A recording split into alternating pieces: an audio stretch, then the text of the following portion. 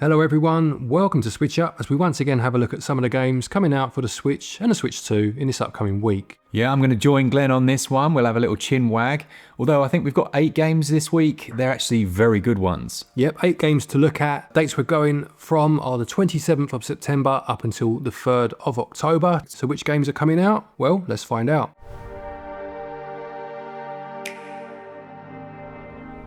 So kicking it off then, we've got Final Fantasy Tactics, the Ivalice Chronicles. Yeah, this one's set in and around a kingdom that Glen's just said the name of, that I'm not even going to pretend, that has a god that's a two-headed lion, apparently. Yeah, so Final Fantasy Tactics came out in 1997, and this is a remake of that game, albeit it does include a way to switch between this new version and the classic version. And as far as I can see, the remake has improved graphics and full voice dialogue, as well as refining some of the gameplay.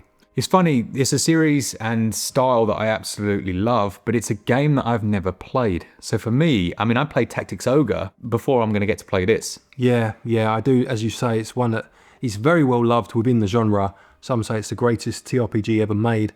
So for people that have never played it, myself included, and you, Mark, as you've said, it'd be great to finally give it a go. It's worth mentioning that there was a second version of this game back in the day for the PSP called War of the Lions. Right. Which included some extra bits and bobs. Now, the director of this one, who wasn't involved in War of the Lions, but obviously was in the original game, has stated that they haven't used any of the additional features from War of the Lions. This is purely based on that 1997 original. Nice. The only thing it does include is the classic version uses the War of the Lions translation. So if you were wondering about that because you enjoyed the PSP one back in the day, just be aware of that. So £49.99 for this one, or its Switch 2 equivalent, and there is a free upgrade from Switch 1 to Switch 2 if you want to do that at any point, and it releases on the 30th of September.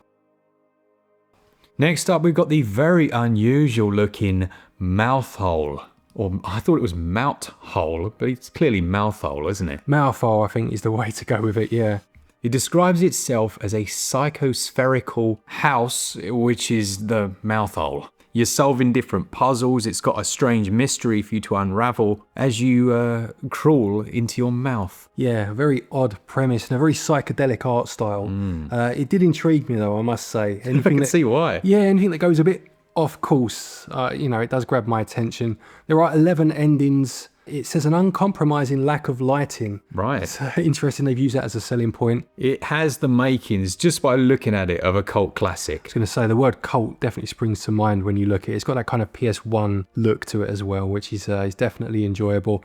£8.99 for this one, but you can get 20% available off of that price up until the 30th of September, which is launch day, if you're interested.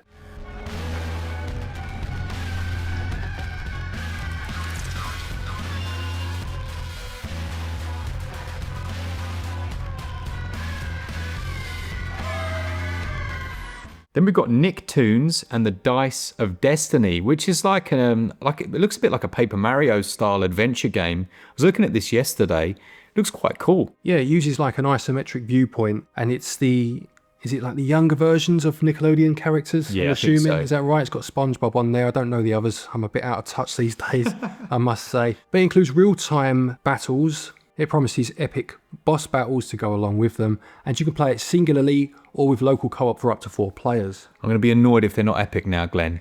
They better be epic. You read that to me and I was like, that sounds amazing. Yeah, they've made a point of going big with their words there. £39.99 for that one. Another game that releases on the 30th if you want to pick it up. There's just his eager dance. I've never seen waterbending forms like that. Y'all got room for one more? Now, Glen and I recently reviewed Lego Voyagers, didn't we? That was a really nice one, but that was Annapurna. This is another publisher. Who's working on Lego Party? So this is published by Fictions, and this looks to go towards the more zany side. Zany, you say? Yeah, zany. Good word, that, isn't it? you kind of have 2 different types of Lego games, albeit published and developed by a lot of different people. Yeah. You have those more relaxing puzzle-based games where it's very much about a world built from Lego. You have your Traveller's Tales and all the chaos and comedy that ensues with those. And I think this is edging towards that type, albeit obviously being a party game. Is that what TT stands for? Traveller's Tales, yeah. That's the name of their company. Yeah, wow, I've only ever heard TT, and it's all clicked into place. It promises 60 hilarious mini-games. Bloody better be. Again, yeah, let's hope they deliver. From across a number of different Lego themes. So you've got things like Lego Pirates, Lego Space, Lego Ninjago. I love it when they do that. Yeah. You know, have their IPs in there as different worlds within the game. It's got full customization of characters as well, so it has that element to it when you're playing either locally with 1 to 4 or online with 1 to 4 as well. Absolutely, and you'll be taking part in the mini games I mentioned a moment ago, trying to win golden bricks. And it mentions a few of the games here. It says you'll be competing for the perfect score in Rocket Ball, practicing against that pesky Kraken in Kraken Up, or boogieing down in Dance Off. So yeah, lots of wacky fun I'm sure will ensue. I can't hear Kraken without remembering my Australian mate. We lived there for a while. He was affectionately known as the Kraken. Right. I'll let you figure out why. Did he have like swim shorts on at the time? Well, no. Whenever he wore trousers, the Kraken was always seen. It was unleashed. It was unleashed unknowingly on the world. £34.99. This one releases on the 30th once again, but you can get 10% off that price, and that goes up until the 1st of October. Following on from that, we've got Shujinkou, where you're playing as a retired samurai who's trying to save his home from the Akuma. Yeah, I think Akuma means, is it devil or something like that?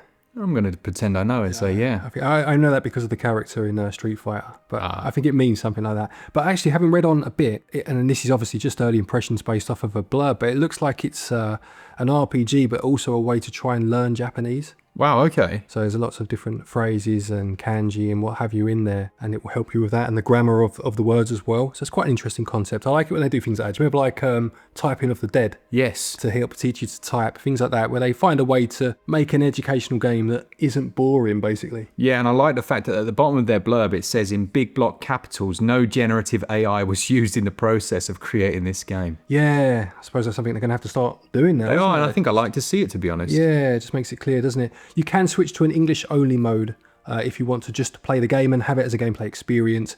But yeah, quite an interesting concept that. £26.99 or your regional equivalent, and that one releases on the 2nd of October. 勉強の復習もできるからかな。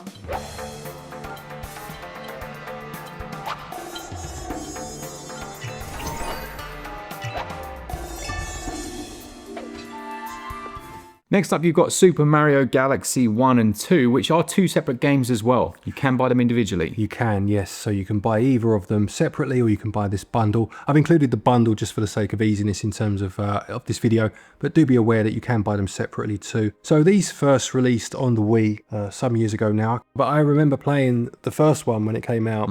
At that time, I suppose you had, would it have been Mario Sunshine was the last 3D Mario game perhaps? A Mario that I've never played. Galaxy. Sunshine. Sunshine's a good Galaxy, game. I had that one. Yeah, Sunshine's a good game. It's an interesting one. But Galaxy is a very good game, and obviously you get the sequel with this one too. You had that spherical aspect of the planets, you know, as you walk around them, and you can see yourself kind of running around them, which was interesting. Yeah, see, as a kid, I didn't like the spherical bit. I didn't like it. I was too much of a traditionalist, and it didn't click with me. And it wasn't until after the fact, when everyone was like, oh, it's such a good game, I then played it and was like, yeah, it's actually decent. Yeah, I mean, I'll be honest, Mario 64 is the only 3D platformer that I've genuinely loved. I've gone back and enjoyed Sunshine a lot more in later years. I like the Galaxy games, but 64 is, for me, it was like their magnum opus, you know? They perfected it. Yeah, they did on the first go. But Galaxy games are very good. They're also very expensive if you're looking to pick them up again. £58.99 for this bundle, or £33.99 separately. It's mental. It's a lot of money. I don't know how much work they would have done to them. The blurb is literally 2 lines long. It doesn't give any sort of indication as to what has been done. If you're judging it on the release they did on the Switch, which was the All-Stars 3D All-Stars, wasn't a huge amount done to them, to be honest. Bit of up-resing, I think, at most. Yeah, it's a bit annoying, really. Like, again, we spoke about it last time in a video we did, where you've got things like the Metroid Prime Remaster. I think that were launched at like 30 quid, something like that. It was about 35, so it was more than these separately, but there was a huge amount done to it, wasn't there? Yeah. But if you are wanting to pick it up again, they are great games, like I said. £58.99 or your regional equivalent. That one's out on the 2nd. And finally for the week then, we have Castle of Hearts Retold. Now, I remembered this game. You know when something just rings a bell? I thought it was a Wii U game, but I looked it up and apparently it was a very early Switch game. It was. It used to go on sale, massive sales, and it sold quite a lot. But yeah, so they've remade it, have they? It looks like they've remade it, absolutely. It says it's a massively upgraded and expanded version of the original game, featuring significant enhancements across gameplay, story, visuals, and more. It's good to have more, isn't it? It's always good to have more when you don't want to say exactly what it is. But I remember some reviews of the game at the time. It's almost like a 2D platformer with like almost Souls-like elements to it in terms of the difficulty and the fighting and what have you. I think it got mixed scores when it released, and it does go on so often, as you mentioned a moment ago. Judging by the screenshots, if you compare the original game to this retold version, going only off screenshots, it does look like quite a big improvement, to be fair, doesn't it? It looks a huge change, yeah. It looks like going from, I don't know, like a PlayStation 1 version /2 over to like an Unreal Engine version. It looks decent. It'll be interesting to see how much of the gameplay they've changed, if any. It does mention some enhancements there. But yeah, this is the final game of the week, the 3rd of October once again, and that's £13.49.